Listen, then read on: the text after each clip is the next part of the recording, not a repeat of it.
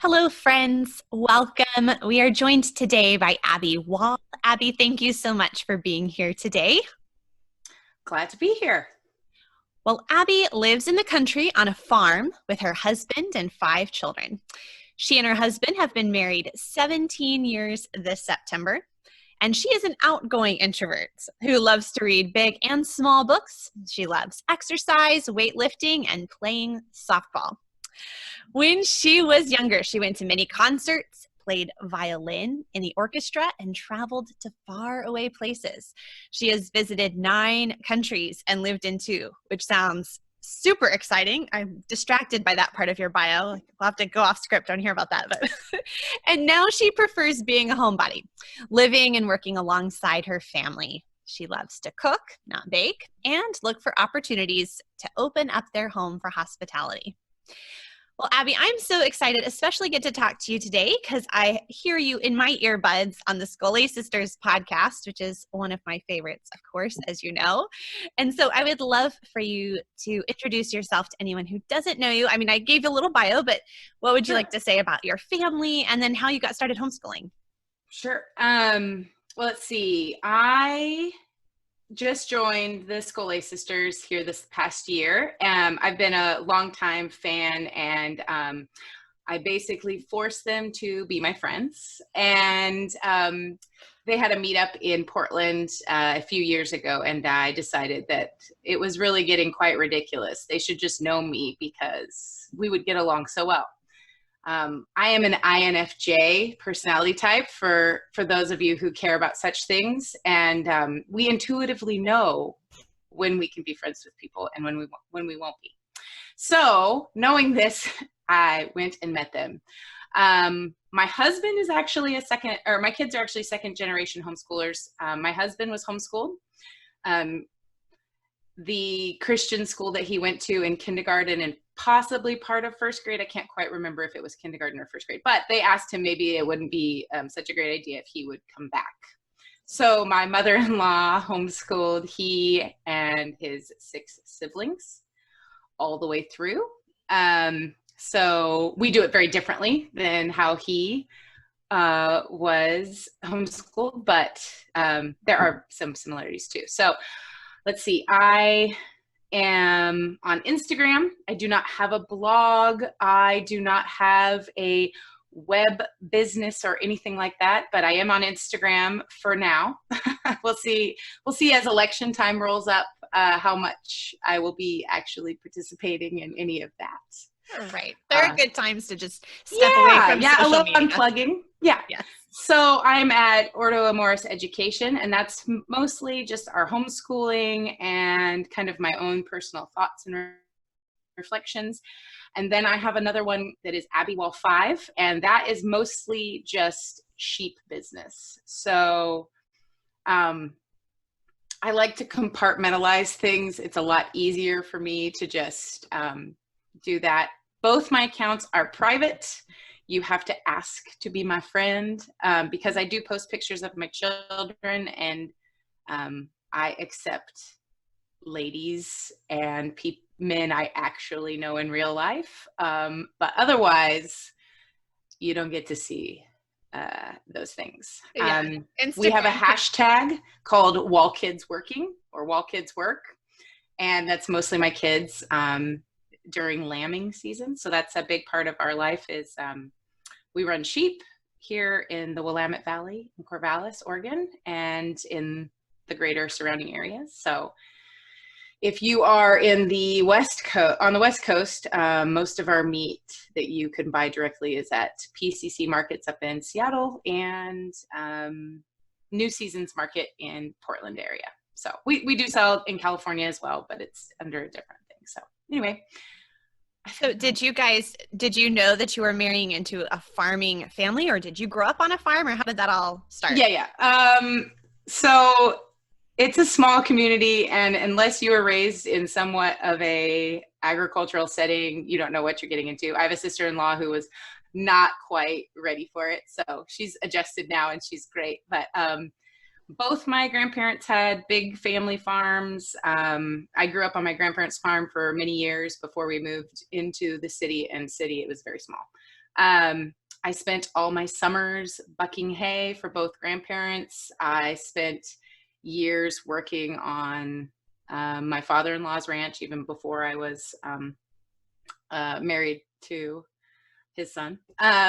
So I actually went to the university I went to. I have a degree in agriculture and animal science and ag business management. So I just liked the classes and the things. So yeah, it was pretty natural.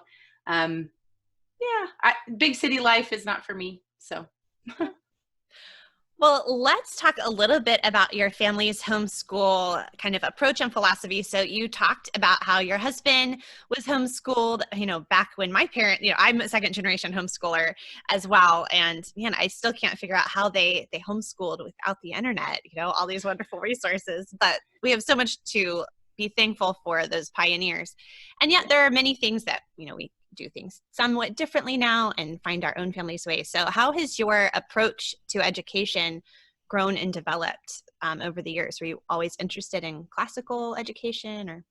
I think when I was in my younger years, I just researched. I wasn't going to homeschool. And then, so I had 5 children in 5.5 years. And the last pregnancy was a set of twins. So I was pregnant with twins when we had to make the decision about kindergarten. And at that time, it was still half-day kindergarten. But from where we live, it is an hour-long bus ride to the school and then 45 minutes home. And I saw my dear, sweet 5-year-old boy and thought, that's a lot of time on the bus. And there was a rural charter school really close by us, like maybe only about 4 or 5 miles away. But then I was thinking, wait a minute now, when I have the twins, I will have to walk in not only twins, but 2 toddlers, a almost 2-year-old and almost 3.5-year-old, into a half-day kindergarten class twice a day. And I thought, that is insane. And I cannot do that. And my oldest was very precocious and asks a million questions and was contemplating things like, are there more atoms or more stars in the sky? He was asking things like that. And, the obvious answer, well, obviously stars are made of atoms, so there are more atoms. But I knew that this child would probably not do well in it's not time for questions right now. Please sit down and please be quiet. He was just an inquisitive child. He knew his numbers. He knew his, things. So I was like, we can do kindergarten at home and then we'll reassess. But then I started getting interested in, all the different philosophies, and I just read and didn't decide on anything for actually quite a few years because I was up to my eyeballs in babies and diapers. So I settled on a philosophy. It took shape over the years. I didn't have like this aha moment. And it just really, I don't love the word evolved, but it just evolved. And it was a living thing. It was a living thing. It grew, it kept growing. And I took ideas and things from unschoolers, and I took things from Well-Trained Mind, and I took things from all sorts of different things. So, but over the past 5 or 6 years, we were heavily influenced by Charlotte Mason, and I believe that Charlotte Mason is classical. And by classical, I mean education. It is an education, liberal arts, those kinds of things. So not a specific curriculum, but just reading the best books from the best minds. And that is what we do, or we endeavor to do. Yes. Well, with education, of course, it's constantly that reminder of how much we have yet to know, how little we still, as far as we think we've come, how little we actually realize. And so that's kind of part of education as well. We have these big ideas, and those are really important. but those principles are constantly humbling us as well. So, yeah. Well, what do you really love about kind of where you are more now in this Charlotte Mason classical approach to education? Let's see. Well, I have multiple students with dyslexia, dysgraphia, and so we did not discover that until later. I was of the opinion, and still am, that children will read when they are ready. But there are some things that I didn't know about dyslexia because it was not something that I had ever encountered in my own life, I don't think. And so I wish I would have known earlier, but it's very difficult to know. So, but I've come to terms with that. And we have some really great programs now that we're doing occupational therapy, which is amazing. And if anybody has any struggling learners, I really highly suggest Diane Kraft's brain integration therapy. And I could not say many, it's really great out there. So, but aside from that, right now, we are starting school next week. We took the summer off, and we used to do more of a 6 weeks on, 1 week off, and more year round, except during lambing, we take that all off to work. And so that was a big change this summer, but it's been really great. My husband is a farmer, and so he works incredibly long hours. And before, I thought that when my kids were younger, it really helped to have a little bit of school in the mornings for structure, and it made, there was just less fighting, there was less irritation. But as my kids have gotten older, they have made their wills and voices known and saying, we really want the summer off to play with our friends. We have a great farming neighborhood community, and so that is what we did, and it has been really wonderful. So I had lots of time this summer to plan and pre-read. So I'm really excited. This year we're kind of focusing on nature study. So this year the plan is to have a little bit lighter Friday mornings. We're going to do kind of a nature study morning time. I have nature poems. I have even some scripture verses that talk about nature.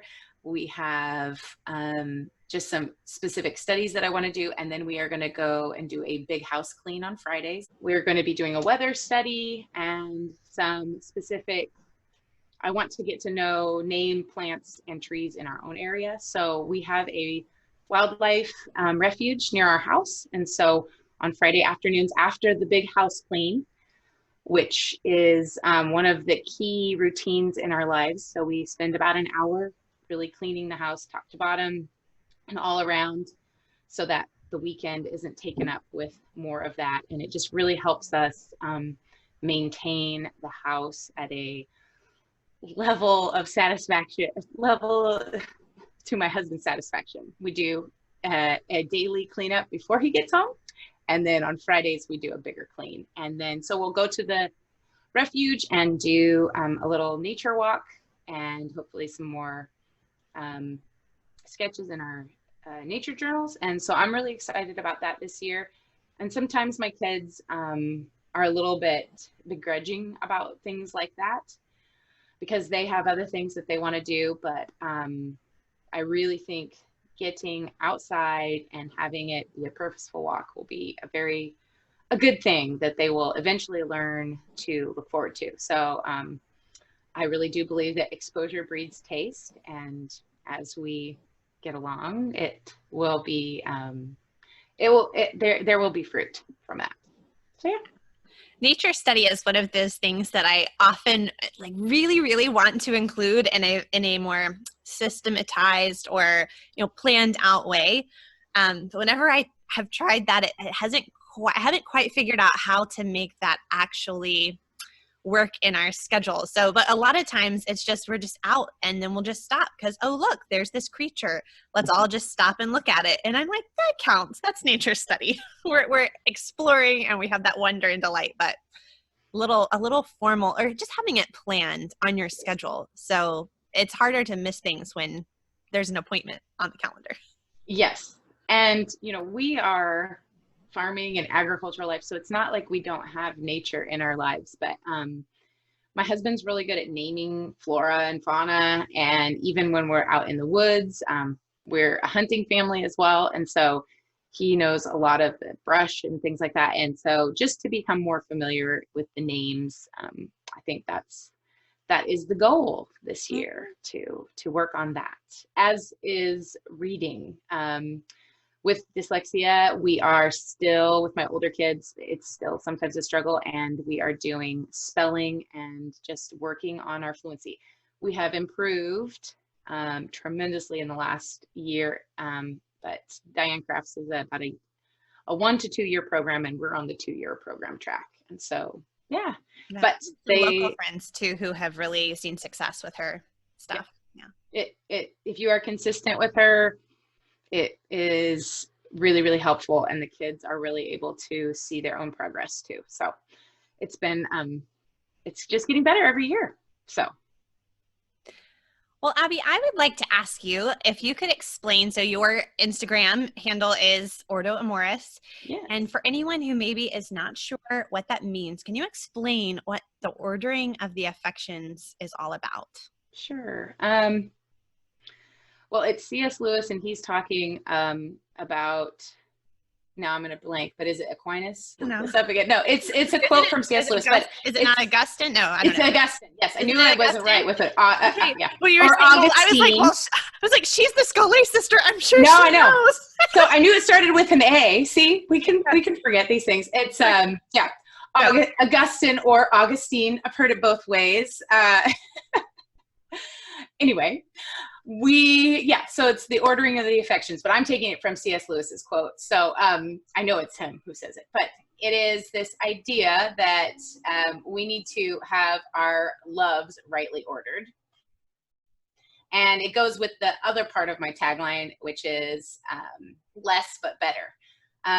C.S. Lewis also talked about putting first things first and getting second things thrown in. But when we only aim at second things, we get neither. So it is about, years ago I read Marcus Aurelius, and that is where the less but better phrase actually comes from. I read his Meditations, and then I also picked up another book that I read almost every year, which is called Essentialism by Greg McKeown. And it is a very convicting book, and very much about priorities. I think it's so easy to see curriculums and either think that would be the thing that will solve all my problems, or, ooh, that looks so nice. It's kind of that shiny object attraction, but that doesn't really matter if you are not actually putting in the work to homeschool your children. So we don't need more curriculum. We don't need more. I mean, probably most of us have hundreds of books, if not thousands, in our own personal libraries. Plus we have libraries. And we don't need more. We actually just need to choose the books we have and then read them. And then read them to our children, and then read them, together, or have them read them. It really is, we don't need more. We need less but better things, right? We can have 100 books on the solar system, but if we just chose 2 and really dug deep into them, our kids would probably walk away with a lot better than just maybe a page or 2. We don't need all of the books. We just need to choose the better part. And that is the part of the Ordo Amoris, is ordering our affections, right? Am I honoring God? Am I loving God? Am I loving the people in my home? Am I loving my church and serving where I can there? And those are the things, that is first things first. And everything else usually gets thrown in. When we love God, we obey him. When we love our children, there is fruit out of that. They love and respect us, and we have good relationships. When we love our church and we serve where we can, we get friends, and we get community, and we get connection. But when we don't have those things rightly ordered, if we're not loving our children and our husbands and respecting them, then there are consequences to that. If we are not loving God and not putting him first, but putting the curriculum first, then we get tears and frustration and a lack of patience and no fruits of the Spirit. I was going to say about the Essentialism book, which I read a few years ago. Although I have to admit, I did not read the whole thing. I absorbed the ideas so much of essentialism. Well, no, it's because I really feel like to be truly essential, you only needed to read the first couple chapters. Then he just started repeating himself. I was like, I've got other things to do. But there was a picture where he had the circle with the arrows and lots of tiny little arrows going in all the different directions. With the contrast to the circle with one arrow going in one direction and going much farther. And I think that is such, I don't know, that just image has really stuck with me of how easy it is to be trying, oh, I better do this. And you see this other thing, this other homeschool mom is doing, oh, that sounds great. I'm going to add that to our list. And, oh, I'm going to do this too. And before you know it, you have created, well, unrealistic expectations. So you're setting yourself up for frustration and your children, you're burdening them. And then you just give up. You throw up your hands and you're like, oh, I just can't do it. We'll just do nothing. And instead, what I always tell people, and I remind myself, is it's better to do something simple, maybe even imperfect, but to do it consistently. And if you just do that little thing and you do it consistently, long term, you're going to actually have accomplished something much greater and much bigger than if you just sort of sprint out and try to do something really great and then fizzle out by the end of the week. Yeah, compound interest. Yes. It's for real. It pays extreme dividends if you just keep faithfully plodding along. Well, which isn't always fun. It's really boring sometimes. But then you get to a point and you realize how much you have gained, and then there is that reward to have. So yeah, definitely. Well, Abby, you mentioned a few of the difficulties and challenges that you faced as a homeschool mom with some of the learning challenges in your home. Has there been anything else that sort of surprised you or challenged you in your homeschool adventure? I have 4 left-handed children. My husband will be so jealous. He's lefty, and we have 5, and every single one of them is a right-handed child, and he's so disappointed. 4 out of 5 of my kids are left-handed, so the right-handed one decided, well, fine, I'll just be left-handed too, and he really tried, but he is so right-handed, it's just not even funny. Let's see.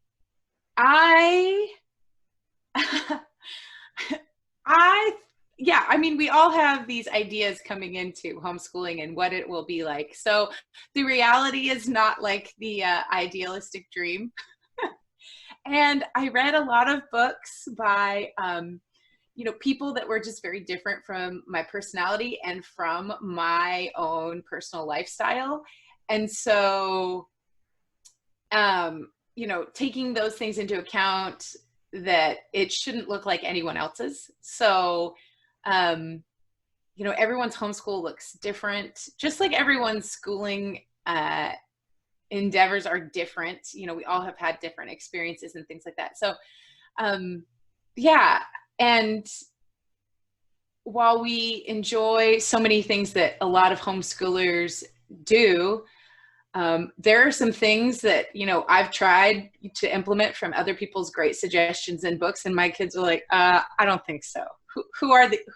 This is not us. And so taking into your own family's preferences is, one of those things. And then being really thankful for the children that God blessed you with. And even in spite of the fact that they're very different from you. So, sometimes we would like it like, oh, if they would just like the things that I liked, it would be so much easier. And when they don't, it's a sanctifying time, and it's good too. So just learning to love and appreciate your children. That's one of the things I have to pray constantly about when, things come up and you're like, why don't you just, why? Just why? Yeah, parenting is often the hardest part of homeschooling. Actually, I think it's not maybe, it just is. That can be the hard part because we're all human and we're all sinners together, and we get to express that to one another all the time in every way. But I liked what you brought up about the books that you read and then you realized, wait, this isn't working with the actual human beings in my own home. That reminds me of before I got married, I'm the person who there's a problem or a question and I'm going to go get all the books and I'm going to go read them all. And then I feel prepared to, deal with the situation. So before I got married, I got every single book on marriage because I was going to read them all so I could be the perfect wife, right? And there were like, some of them had the most bizarre statements of fact, like if you do not wear lipstick, like just weird stuff. Anyway, but I was like, oh, taking notes. Okay, well, I've got to do this and that and the other.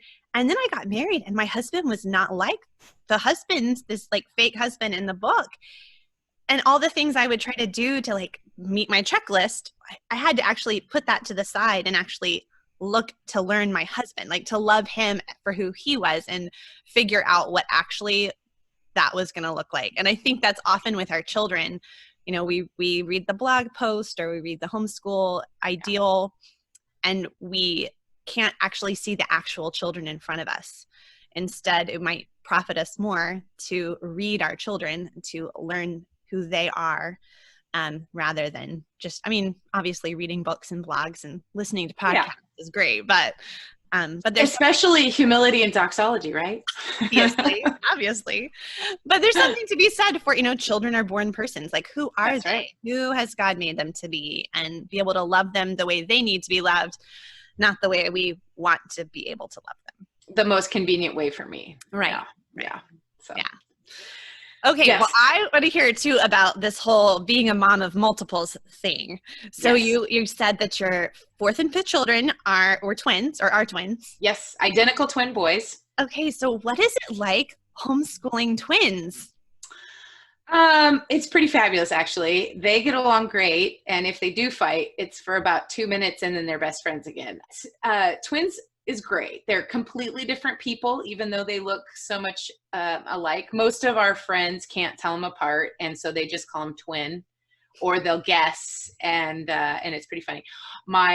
One of my boys has gone to talking about himself in the third person, and we thought it was hilarious because we're like, he's like, well, Eli does not like vegetables. And we're like, you are Eli. He's like, I know. But I think he just started calling himself these things so that people would know. But it ended up confusing more people. Something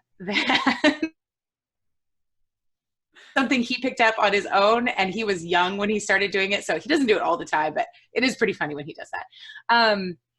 They are different. One is meticulous and wants to finish everything, likes the checklist, and the other one is meh, he'll let you know. So they're very different, and it's very fun. I would say being pregnant with twins is probably the hardest thing, and then they were really great sleepers. So the Lord blessed me truly with really good sleeping twins. We just put them in the bassinet together, and they were, I think, even like the first 2 weeks, were sleeping at least 6 hours at a time. So they were truly a blessing from the Lord that they sleep. I think that's like one of the most prayers that is prayed the most often when you have infants, is like, Lord, just let them sleep. Let them sleep. Yeah, that's for years. I prayed that prayer for years. Like, just let them sleep. I'm a morning person. And then it's like, no, now you need to wake up.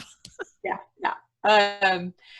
So multiples was super fun. A lot of work. They never had a bottle. I was able to nurse them. So I was young too. I don't know about you. I did not read any marriage books before I got married, except like maybe in our premarital counseling.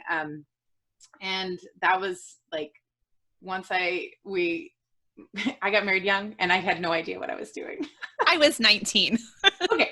I was 20, but I didn't even know there were really marriage books. And I grew up in a very different home than my husband. Like, they're very faithful Christians. My parents divorced. We did not darken the door of a church. So it was a very steep learning curve for me. But it was a good, and my husband and I are both firstborns. So I don't know if you know anything about firstborns, but I'm a firstborn. Yeah. Yeah. We like to have our way. Yeah. There's a So way in which things ought to be done. yeah, our pastor jokingly said he was also married to a firstborn, but he's like, yeah, firstborn should not be allowed to be married. Should not be allowed to be married to each other. So, but he said it in jest. So it works out great now because we have very clear distinctions of what we both do, and we both kind of, are like, yes, you make those decisions and I'll make these decisions. We talk about everything now, but like those first couple years were fun, and pregnancy thrown in together. My husband's best advice for husbands who have who get married, he goes, just remember that your pregnant wife is not the wife you married. And so true. Poor guys. Anyway, so I don't know. Multiples is fun. My kids are all so close in age. There's only a 5.5 year gap between them all. So, I mean, I was very busy. I didn't have internet. I didn't have a smartphone. I live way out in the middle of nowhere. And at the time we were going to church like 40 miles away. So I really didn't have people just coming by or offering to help. My mother-in-law was still homeschooling her kids. So I was at home a lot with my kids, and I did not grocery shop very often, but when I did go, we all went. It's a new game. But like right now, like there was no grocery pickup. There was no, there just was not anything like that.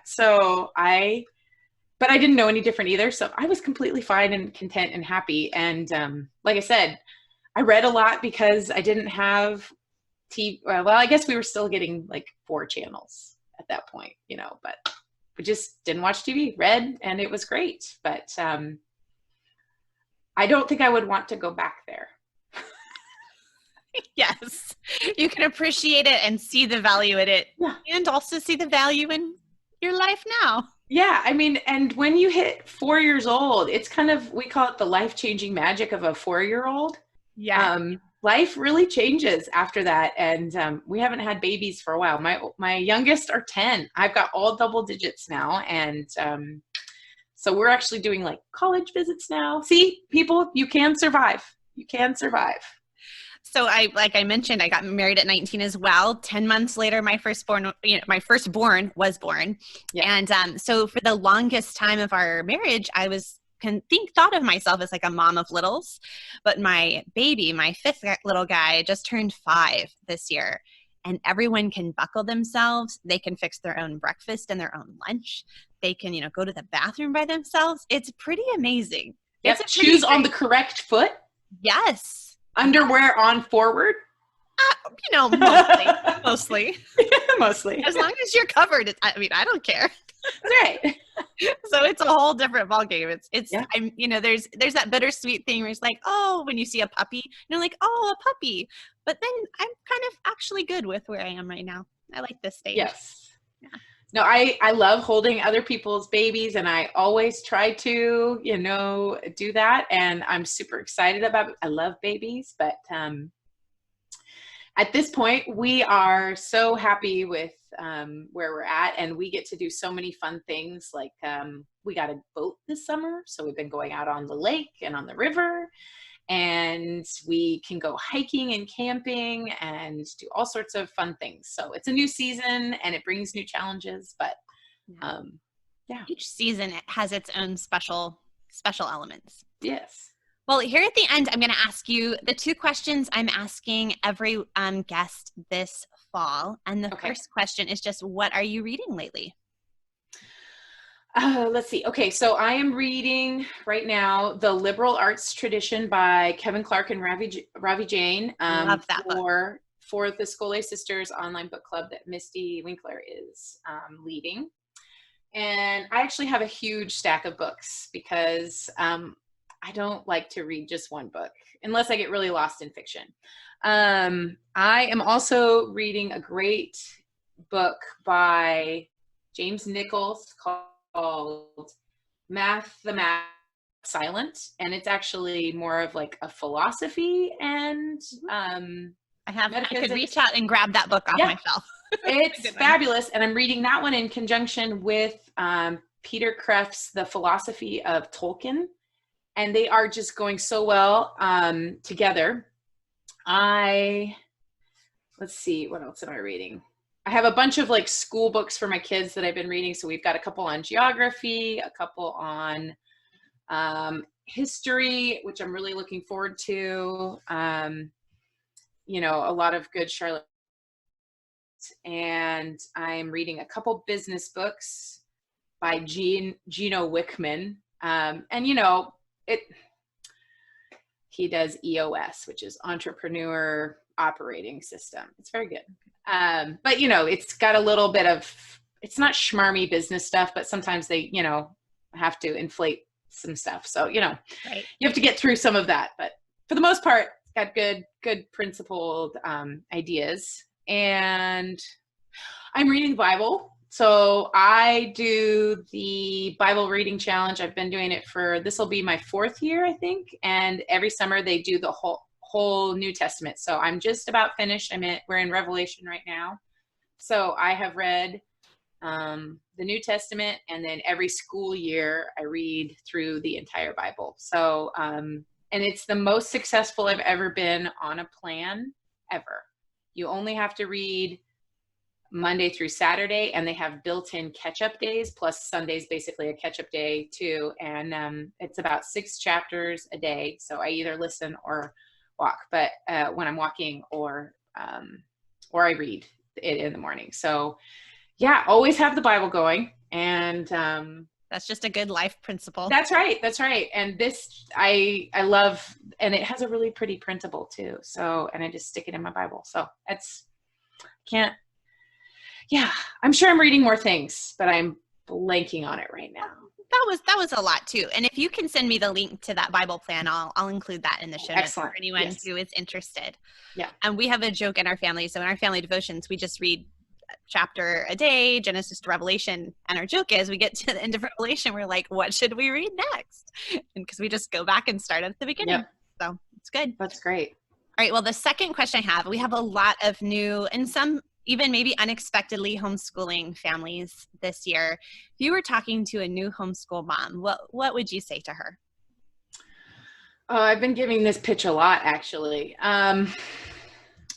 Well, for the parents who suddenly find themselves at home with their children and have not been doing the majority of the parenting, and I'm not trying to be harsh, but if you are seeing things that you do not like in your children, it's time to take a good look in the mirror and get right with how you've been behaving towards them. Since we've all had our kids home for a while now, I mean, even homeschoolers, this is not normal homeschooling for us either because, you know, lots of things have gotten canceled, but there who do not feel hopeful about homeschooling and do not feel hopeful about how their families are. And I would say, first and foremost, get right with your kids. And that might mean repenting and asking for forgiveness of them with your attitude and how you've been behaving towards them. And then trying to figure out ways in which your family culture can change. Even if it means watching movies together, putting away other screens and watching movies together, reading good books together, finding ways where you can go and do things together, and trying to build up relationships with love and respect. Be careful of nagging and being critical. It eats away at our families and it eats away at our relationships, and it just stops all fellowship. Get right with them, get in fellowship with them, repent if you need to. And that's not really a super pep talk, but I think there are probably people that need to hear it. And then the other thing is if you are only doing this for a year or whenever COVID ends and we're all free to move about the country, then you need to focus on reading good books, having them read to you, you read to them, they read good books and tell you about them, narration. doing some math that you understand. Do not try and do Common Core math because you will not know how to do it. And you might as well teach them math that you know how to do. Math UC is a great program with DVD lessons that you can help them and you will understand it. And then a little bit of writing. If your kids are, you know, a good sentence is where you start. And it doesn't have to be multiple things a day. It can be one really well-written thing a day, and you just build up on that. Reading, writing, math. Those are the things, if your kids are going to go back into school, those are the things. They will be better off if they are better readers. They will be better off if they have a solid math foundation, even if it isn't exactly what they were doing or how they were doing it. And writing, communication is so important, and being able to do those things, and get right with your family, right? Read the Bible, go to church, go to underground church, sing hymns, you know, rebel and fight the government and go to church, be with the people of God. I think it's so important, and we cannot lose that. So I'm off my soapbox now. Anything else? Well, what I hear you saying is sort of like the 4 R's, with relationship really being the most, well, maybe either the umbrella, maybe the foundation really coming and undergirding then those simple things. Sometimes we try to complicate education, but just read something, write something, and do a little math. So, sounds there are always going to be gaps in education, and you do not have the leverage. I mean, basically parenting, you know, by manipulation has gone out the window. You have very limited restrictions that you can put on your kids. Like, and Charlotte Mason has always been against manipulation and sticker charts. So if you have taken away all of your tools, then you need to come up with a better solution, which is building up and relationships. A wise woman builds her own house, but with her own hands, she tears it down. So how are you building up your children? And I have to tell myself this too, because I'm totally guilty of this. Please do not think that I have it all figured out. I do not. I have to tell myself not to be critical of certain children as well, and especially my more sensitive children. But not criticizing, and not complimenting out of hand. Kids know when you're being truthful and sincere. So they have a, what is it? They're like human lie detectors, and we have to be very honest and open and encouraging, but mostly you need to face your own sin in your parenting, because I guarantee you, if you're a parent, you're sinning. So you might as well do that and then ask for forgiveness. Yeah. If education is repentance and teaching is repentance, you know, parenting is repentance, it's just all boils. Hey, there's another R. There you go. Misty would be so proud of us. She would. Abby, thank you so much for joining us today, and I look forward to talking with you again. Thanks, Amy.